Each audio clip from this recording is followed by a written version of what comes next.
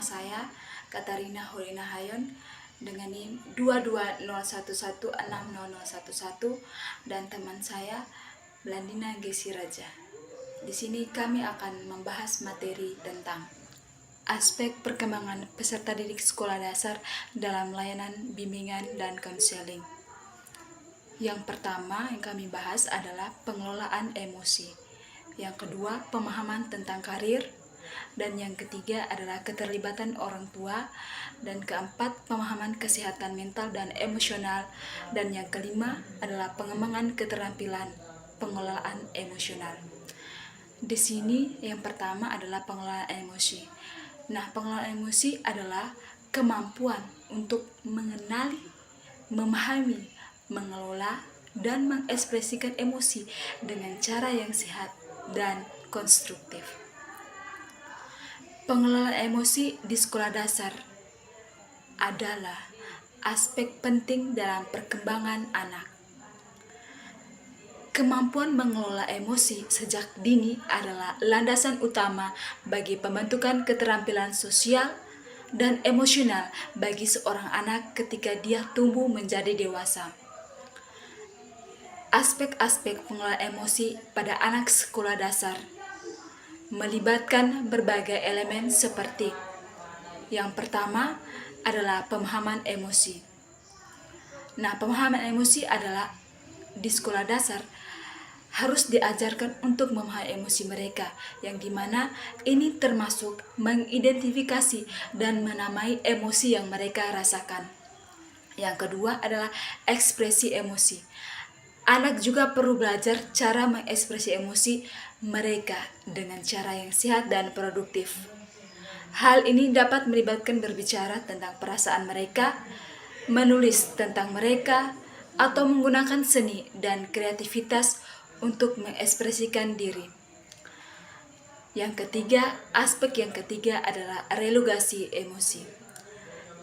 Ini melibatkan belajar cara mengendalikan dan mengelola emosi mereka.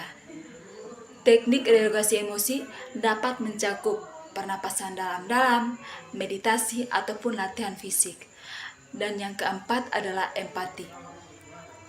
Nah, empati ini merupakan kemampuan untuk memahami dan berbagi perasaan orang lain dalam aspek penting dari pengelolaan emosi. Anak sekolah dasar dapat diajarkan untuk merasakan empati melalui permainan peran dan diskusi tentang perasaan orang lain. Dan yang kedua adalah pemahaman tentang karir. Nah, teman-teman, di sekolah dasar atau SD, pemahaman karir merupakan permasalahan yang sering dialami siswa. Hal ini muncul saat siswa merasa tidak yakin akan dasar memilih jenjang karir apa yang di masa depan dan bagaimana menyusun strategi agar kemampuan dan cita-citanya dapat terwujud. Nah, teman-teman, siswa juga belum dapat menentukan kemampuan, bakat, minat yang dimilikinya, sehingga menyebabkan kebingungan dan tentunya membutuhkan bimbingan. Di sini kami mengambil pada buku panduan khusus bimbingan dan konseling yang mengkhususkan arah peminatan. Dijelaskan bahwa pada jenjang sekolah dasar, tugas sekolah adalah mengarahkan siswa mempersiapkan diri pada jenjang yang lebih tinggi dan memberikan pengertian awal tentang bekerja dan pekerjaan. Nah, di sini dapat dimaknai bahwa pemahaman karir merupakan bagian penting yang harus dimiliki siswa. Nah, yang ketiga adalah keterlibatan orang tua. Nah, bagaimana peran orang tua dalam bimbingan konseling adalah di mana di sini usaha orang tua dalam mendampingi anak-anaknya, dia membantu memahami dirinya dan mengarahkannya untuk menyesuaikan diri dengan lingkungan sekitar sehingga mampu mengembangkan potensi dalam dirinya agar mencapai kesejahteraan baik baginya pribadi maupun masyarakat. Nah, teman-teman, peran orang tua itu penting dalam bimbingan dan konseling di mana mewujudkan kepribadian anak. Nah, di sini kami mengambil dalam Kartono 1982 Dia menjelaskan peran orang tua dalam mewujudkan kepribadian anak. Seperti yang pertama, kedua orang tua harus mencintai dan menyayangi anak-anaknya. Yang kedua, kedua orang tua harus menjadi ketenangan lingkungan rumah dan menyiapkan ketenangan jiwa anak-anak. Yang ketiga adalah saling menghormati antara kedua orang tua dan anak-anak.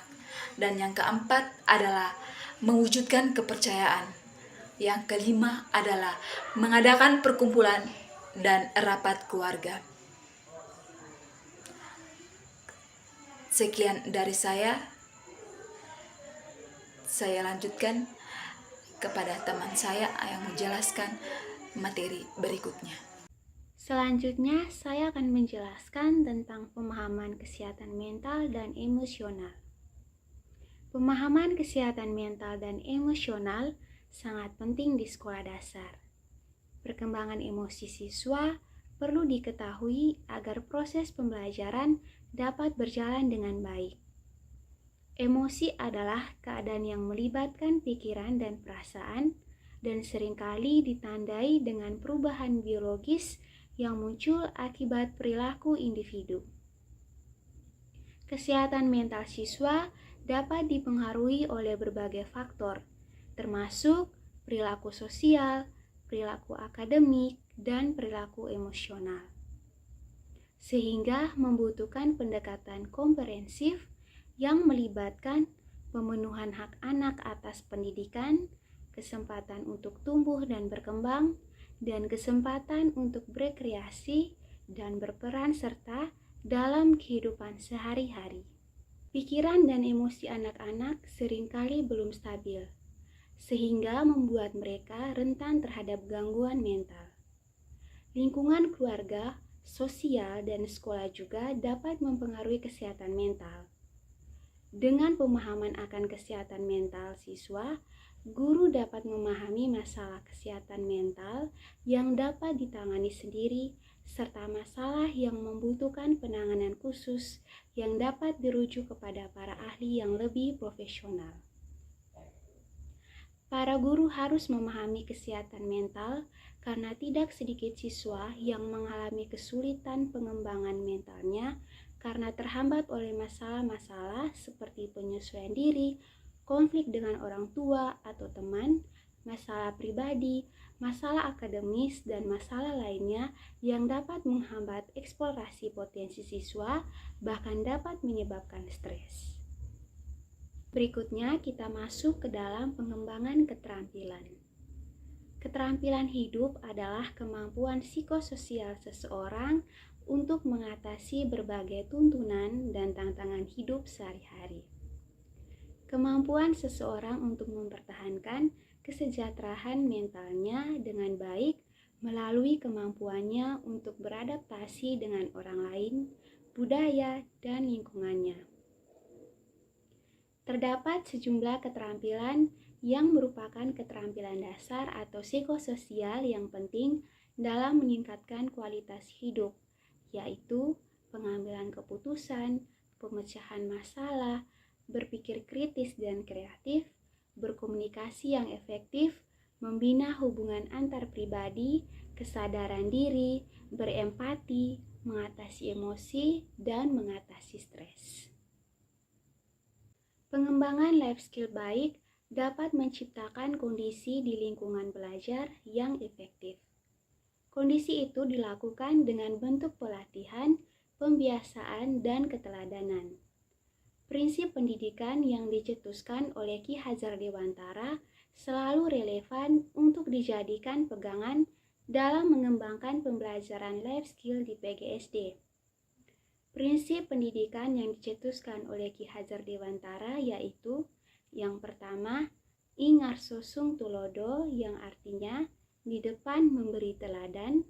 Yang kedua, ing madyo mangun karso yang artinya di tengah mereka bekerja sama membangun motivasi. Dan yang ketiga, tut wuri handayani yang artinya dari belakang mendorong semangat dan rasa percaya diri. Sekian materi dari kami, semoga bermanfaat. Terima kasih.